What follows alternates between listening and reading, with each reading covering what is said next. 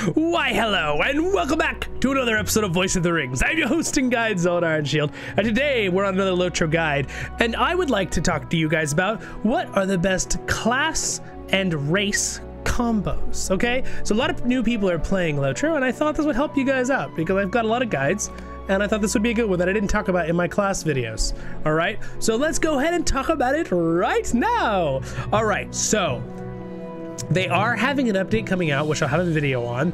We just had an update where there's a lot more options now for you to play different things as dwarves and stuff. You're going to be able, and hobbits, they're going to give you a little bit more options to mix and match what champions. For example, I believe hobbits will now be able to play as a champion and a lore master. I believe that's coming up soon. But as for now, at the time of this video, but you might get a little later, you might see that you can have more choices. So keep that in mind. But what we need to talk about and think about when you're coming to pick your class is, for first thing on the far left there, when you click on your races, right, whatever race you're going to play, think about whatever its buffs, what does it give you, right? They're not game changing because, for example, at Beorning at the start you get a flat 15 might. At the end of the game you're gonna have literally almost 100,000 might. It's not gonna make a huge difference at that point, but there are some bonuses depending on what you're playing for some matchups and stuff for different thing. For example, if you're playing an elf, elves get a little poison resistance, which is great and stuff, but elves also get an in-game class thing where they get an evasion thing. They also get a natural, hobbits get a natural stealth ability later in the game, which is fantastic. So if you want an extra stealth ability as a burglar, that's why you can be good as a hobbit. You're also tiny. It's kind of fun more for the cosmetic look. But again, not huge. A lot of people are like, oh, this is really huge. In LOTRO, I find this is not a huge thing. Your main goals when you're doing this is choose what class you want to play, depending on what race you what race you have to play, right? So for example, if you really want to be a dwarf, you're not going to be able to play a lore master or a warden, but in a little while, they're actually going to update it where I believe you will be able to play a captain and a burglar too as a dwarf, which is kind of cool. But dwarves have one special racial ability called Endurance of Stone. It is a very long cooldown. It's like 30 minutes, but for 10 seconds, you take an absurdly reduced amount of damage. All right, so it's a really good ability extra. So that makes dwarves very, very good at being tanky characters. For example, being a brawler or a champion or a guardian, melee tanky characters, right? And later as a captain, if they add captains in for dwarves, right? So those are things you can think about, right? So that's one good racial ability for dwarves. Men have a heal ability. I think it's a heal ability. So again, just a nice thing to have. But it really, as much as like, I don't want to be like clickbaity for you guys with this video, but as someone who's played a long time, it really doesn't matter too much what class you are compared to what race you are in this game. It really doesn't matter that much. So because of these stat things, again, you can look at these stat things, what best fits up.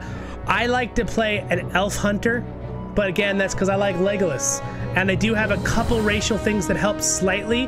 The big ones are, these are the big ones, okay? Elves get bonus damage to bows. Now that is a big thing, okay? So that is one thing you have to think about. I need to make sure this is put across in the video very clearly. So again, racial things, there's a couple special racial abilities, but the big ones are, there's a 5, it doesn't tell you here, but there is a 5% racial bonus you get for bow damage as elves. That is why they are really good to be matched up with the hunter class, okay? And with dwarves, you get a, they get a 5% to axes, I believe. Axe damage, single axe and two-handed axes. So if you play any melee character who focuses on using axes. Now again, you can dual wield axes as a champion, but if you are a burglar, if they allow dwarves to be burglars later, burglars really like to use stabby stab knives. And I believe off the top of my head that hobbits get a 5% bonus to clubs, I believe, and is it daggers and clubs? Ooh, I don't, off the top of my head, I haven't played my hobbit in a long time, I haven't looked, but so that is the thing you have to think about too with the racial ability they get. So again, Elves, I believe they get a 5% bonus damage to bows, which is why most people who want to end 5% increase end game is quite a lot for raiding when you're max level. So that does help you a lot. And again, they don't tell you right here on this information, right?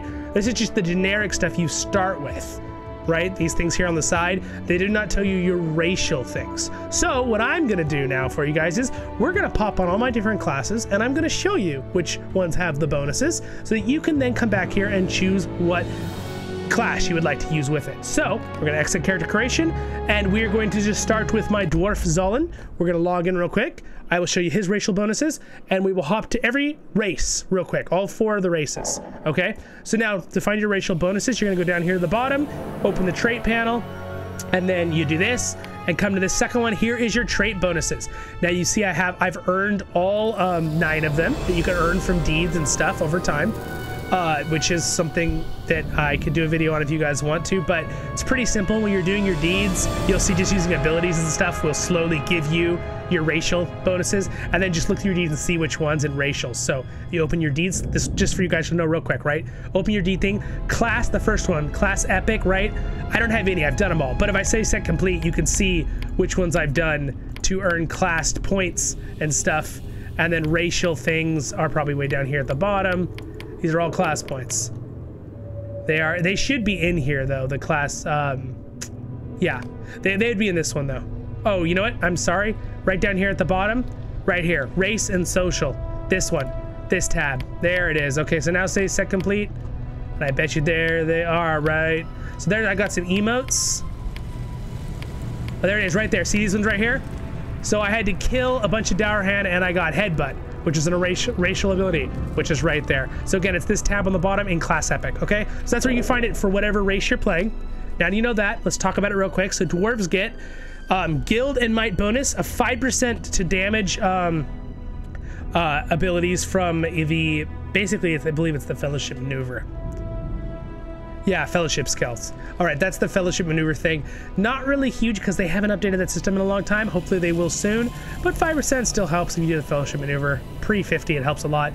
Here's the big one. This is the big one for every class, guys. So dwarves get 5% extra damage from one-handed axes and two-handed axes. So if you're really trying to go try hard again, you can use another weapon if you want, but the better way to do it, if you want to use a cooler looking weapon you don't like, use your axe, go into your cosmetics and drop on a hammer or something right here in your cosmetics, okay? And it'll change the look of what you're actually using, okay?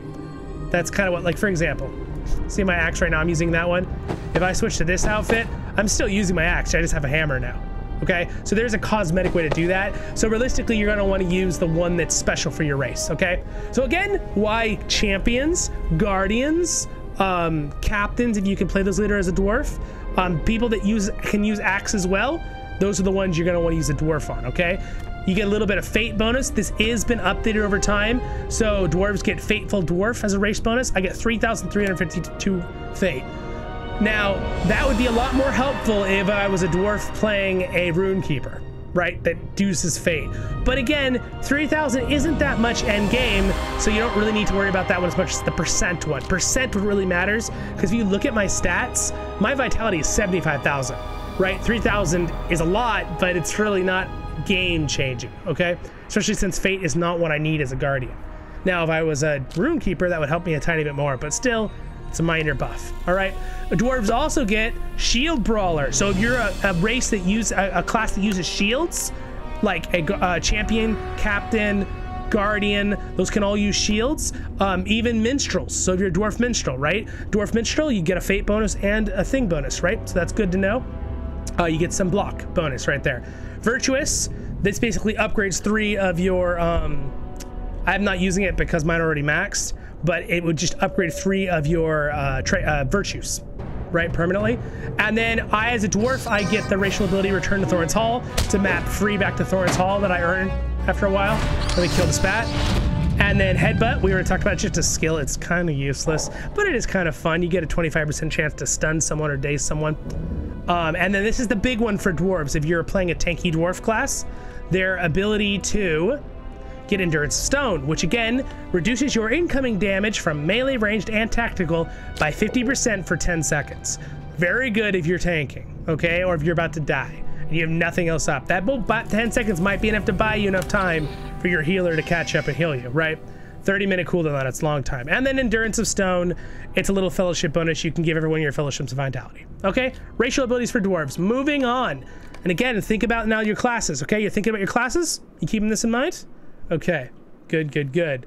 Again, I will have little tabs, timestamps in the description if you want to hop around. But now let's talk about elves. So let me go to my highest level elf I have here, which I believe is my hunter. I believe. Oh, no, actually, never mind. Well, it doesn't matter. He'll have it. Let's talk about elves since he's a hunter. So, elves. So we go dwarves, elves. We'll talk about hobbit men, and then we will pop into the two newer races, the Stout Axes and the Beornings and the High Elves, which I believe have slightly different racial abilities because they're a different race. Even though in theory they're actually not, but they're basically meaning the different clans and backgrounds. Oh, my map is very big from a video we did, but just ignore that. So we're going to go into our racial abilities here again, and let's look what elves have. All right, so elves' racial abilities are, so these are what you're gonna think about. You get the 5% again to power from Fellowship Maneuvers. Again, doesn't matter that much. Elf one-handed sword damage bonus. Okay, so I take that back. They do not get bow damage. Do they get bow damage? Oh, they get both. Okay, okay. So they get one-handed sword damage, which means one-handed is something that's not two-handed, right, you guys? Okay, I don't need to explain that, I hope. But two-handed sword, guess what? Hunters dual wield, which means you want to use two dual-wielding handed swords, okay? Two one-handed swords. And then they get bow damage, 5%. Again, why a lot of people play elves as hunters. That bonus right there is huge for you guys, okay? Friend of Man, they get a fate bonus. This would be a lot higher if I was higher level like my other character. It grows with you, but it's a little bit of fate. Again, just having a little bit of fate's helpful. They automatically get Sylvan Chateaus, okay? So they automatically get a very poor level stealth that they can be stealthed in place. It is a 30-minute cooldown, but it can be kind of cool. But the thing is, it doesn't really matter too much, as I believe we have, oh, I'm sorry, you can move around with this stuff. That's pretty cool. I forgot you can move around with it. But they also have camouflage. So they have, that's camouflage, their own ability, can't move around. Sorry, take that back. So elves have a stealth that's very low level that all elves can use that gives you stealth that you can move around. 30-minute cooldown. And then hunters in general get a small stealth ability that's not quite as bad, but they can't move when they use it, okay? Just a side note there. They get a virtue, a couple virtues there that they can upgrade and specialize in. They also get Elden's Grace, which is a very cool defensive ability where, again, if you're tanking with an elf, like if you're a warden, this could be really good if you're an elf warden or something. 75% parry for 10 seconds. Okay, so awesome. 30-minute cooldown. That's like Endurance of Stone for the dwarves. They also get Return to Rivendell, is their racial teleport back to a base. And Power of the Eldar. Basically, they can give their entire fellowship plus 5% power for 10 minutes. It's kind of like that other vitality when the dwarves get. Cool, cool. So again, what would you want to use as an elf? Well, you could be a burglar. Burglars could be good as an elf. Well, can elves even be burglars? They might not be able to burn. Hold on. They might not be able to be burglars. Now that I think about it. Again, they're going to change some of these. They're going to make a little bit more options for everyone to play. Yeah, they can't yet. But they might be changing that. I don't remember if they said they were going to or not, but they may. So now let's talk about the Hobbit racial abilities, shall we? So let me go to my highest level Hobbit. Hobbit, where are you? It's my burglar, I believe. There he is. Excuse me. So now let's talk about this, okay? We'll talk about the Hobbit racial abilities for you guys. I hope this is helping you out, guys. If it helps you out for your picking your new race and character, please don't forget to like and subscribe. It's free and it really helps me out if I earned it. All right, here we go. We're almost back in. All right, here we are. We on our little Hobbit burglar Zilix. Let's go ahead and open our racial panel again here and look at our racial panel here. All right, so hobbits get the following ones. They also get a bonus to damage from the fellowship maneuver. Not really that big of a deal.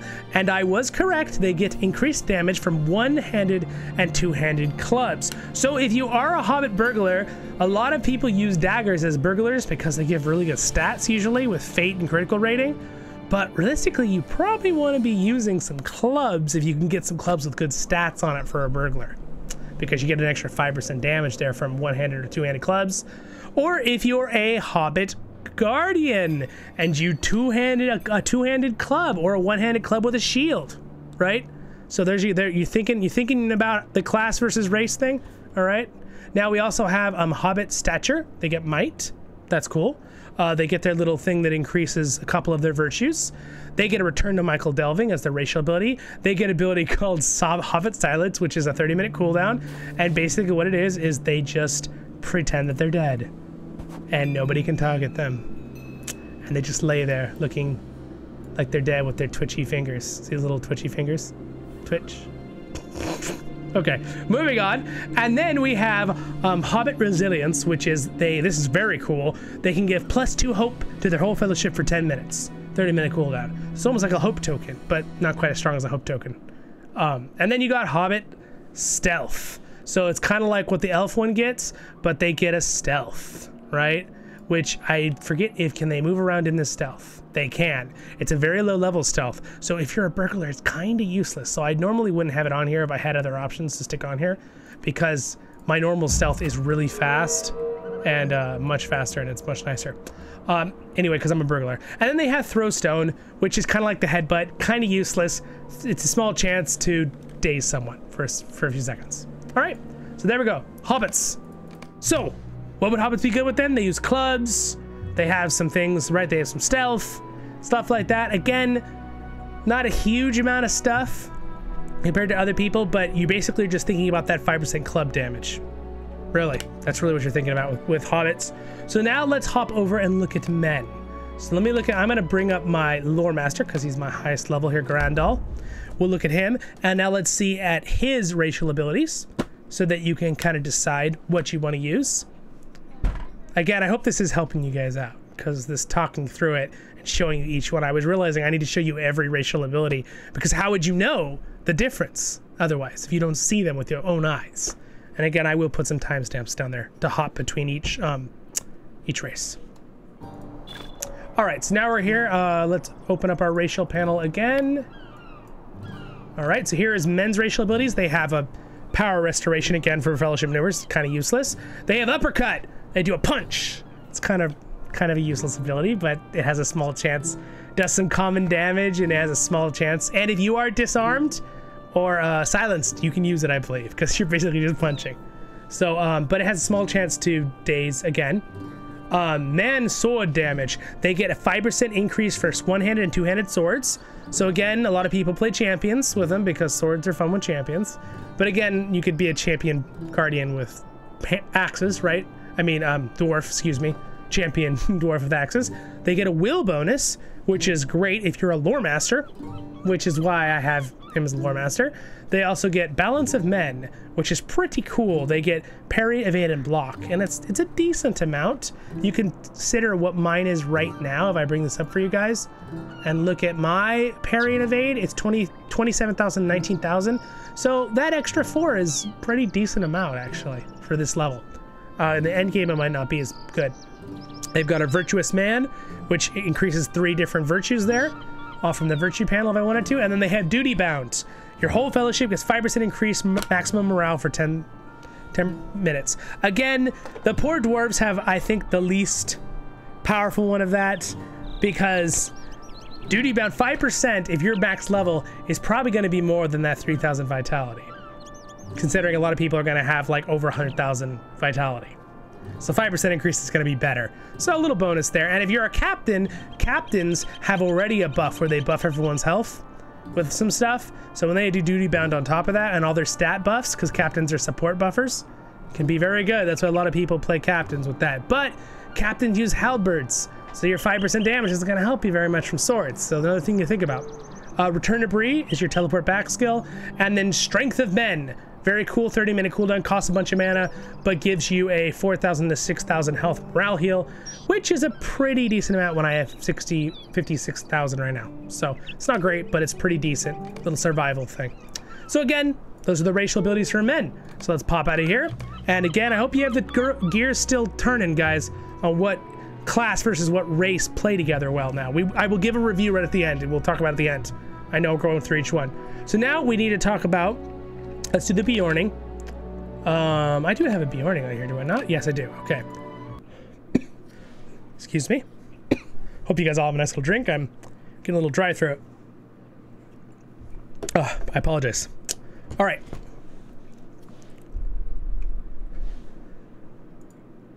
Load. What's it doing? There it goes. The server's taking too long to send me info. Okay, so now let's talk about the racial abilities of the Beorning. If you want, and now again, I just realized this is rather useless to show you this because Beornings can only be Beornings. So it's really kind of not important for this video, but let me just have it real quick for you. They've got a thing for fellowships. They get plus 5% damage from clubs and axes, which is cheating. I'm kidding. And then they get a might increase, a disease resistance, which is cool. They get a thing for their virtues. They get a thing where they can bake honey cakes, which are little like overtime healing things out of combat you can make for yourself. Very cool. Bracing roar. They get a health and plus 100 wrath. Oh wow, that's really good for them. 30-minute cool. And they get return to Grimbjorn's Lodge, which is their starting area pretty much. And feral presence gives your whole fellowship some fates. Okay, that's what they get. Again, that doesn't really matter for this video because if you're gonna play Beorning, you have to play the same race as the class. Okay, they only can do that. So useless. I don't even know why I should do that. Forgive me. Moving on. At least now you know what their class abilities are if you were curious. If you're gonna play Beorning. Now I want to show you a Stout axe. Okay, so I believe this is one of my Stout axes. So a Stout axe and a High Elf. Last two, we're gonna look at their racial abilities real fast, and then we'll be finished, and you guys can decide on what is the best class to play with what race. Okay? All right. And again, if this just helped you, I know I already said it, but I do appreciate a like and subscribe if you would. That'd be the best if I earned it. All right. And we have a really fun community here, so you will not regret it. Okay, let's go over here. Here is their new thing. Again, he's a very new character. I don't have much on him, but let's look real quick. Oh, I can put this one on, though. You right-click to equip him. I have one slot open right now. So we have nimble-handed, one-handed axes, two-handed axes, and a 1% dagger damage. So if you're gonna play a dwarf burglar, which they can be, they do get a 1% damage to daggers. So you could have a dagger or you could dual wield 2 axes, right? That's a good thing to know for them. Heart of the Fire, plus 3% fire damage. That's great if you're gonna play a rune keeper. They do a lot of fire damage, okay? So there you go. And I believe, I don't know, are they gonna let dwarves be lore masters? I'll have an updated video on that article I read the other day. So go look for that. It'll be on the channel on the guide playlist too.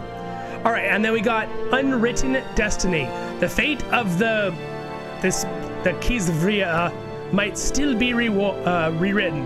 As a stat axe, you now count yourself among the free peoples of Middle-earth. You get some vitality. Great. This one, fire mitigation. Also good if you're playing a tank or anything. A little fire mitigation's never hurt. That's your virtue one. You get little virtue bonuses.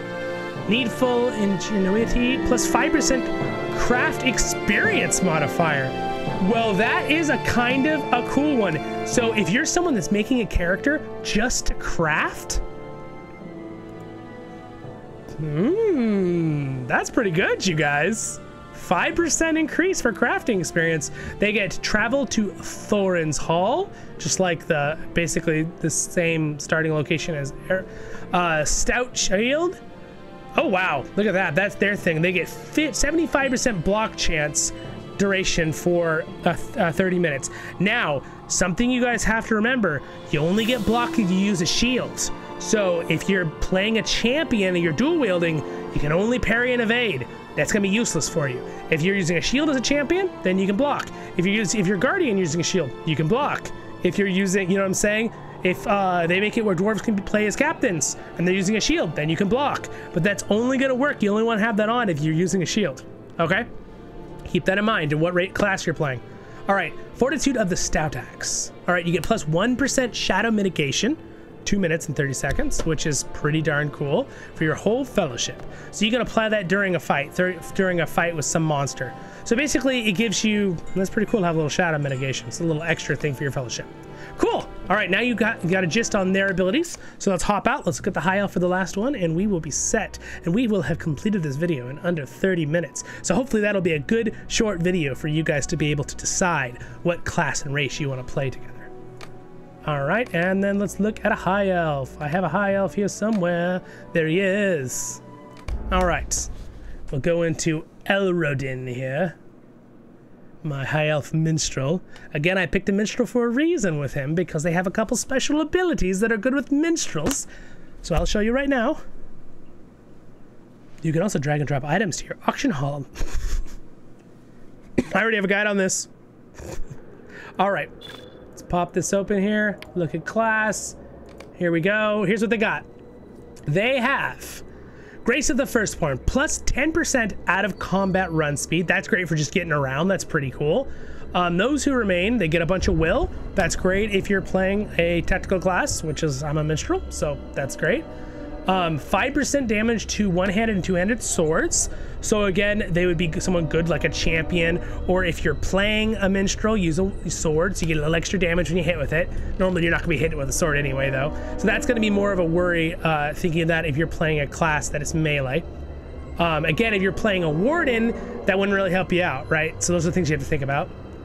This is your virtuous high elf, is basically helps you with their virtues, all the ones that are virtuous. This is pretty cool. Enmity of the Darkness. You get plus 5% light damage type.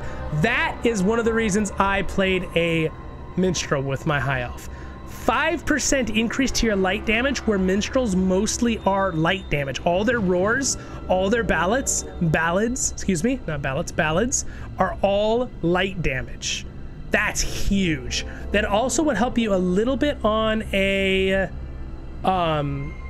Lore Master. They have a little bit of light damage, but not a lot. They only have like 2 or 3 skills. So this is huge for a minstrel's damage output, okay? The light damage. So that's a big one to think about. And then they have traveled to Carith Galahorn in Lothlorien. It's the capital of Lothlorien, where Galadriel is. Wraith of the Firstborn, 5% extra damage for 10 seconds. 10-minute cooldown. Again, I don't know why this is like the other ones that are buffs for your whole fellowship. I don't understand why they updated for the Highborn, where they get a 10-minute cooldown and everyone else is 30.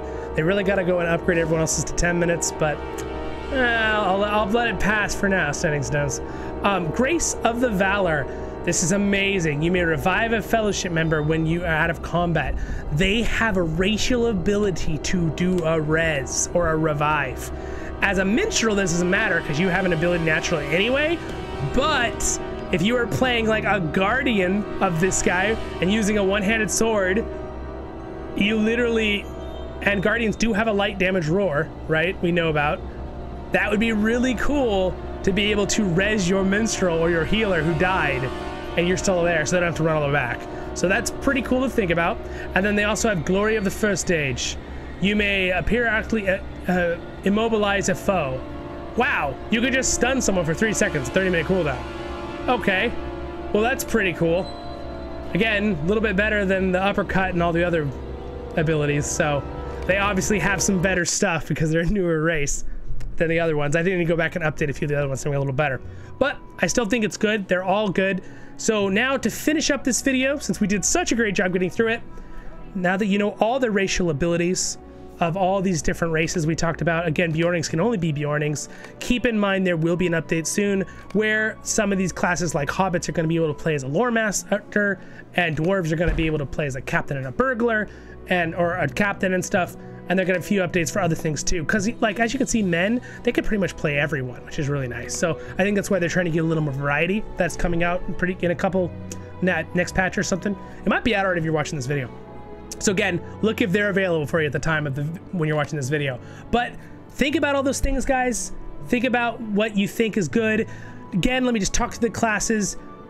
Beornings are only can be Beornings. Brawlers are more of a physical punching melee, use might and vitality class. Burglars, I have a video on classes if you want to look at that one, guys. Stabby, use agility, use knives usually. Sometimes you could use clubs if you're a hobbit and you want that bonus damage. And then you've got captains. They're more sporty class. They need a lot of vitality. They do use might as well. They're very good. They usually use a halberd or a two-handed sword or something. But since they're the only class that can really use halberds and they give really great buffs, you probably want to use a halberd with them. Champions, you're going to want to play a race that has bonuses with swords or two-handed axes, right? Or something like that. And if you're using a shield, remember, use the races that have a shield bonus maybe if you want to be a guardian, right? Again, a guardian, in the end, it really comes down to, guys, play what you want to play with what race. You just want to go, I want to be a dwarf and I want to play a lore master. I know, well, they can't be that right now, but in the future if they do that, you know what I'm saying? I'm teasing you.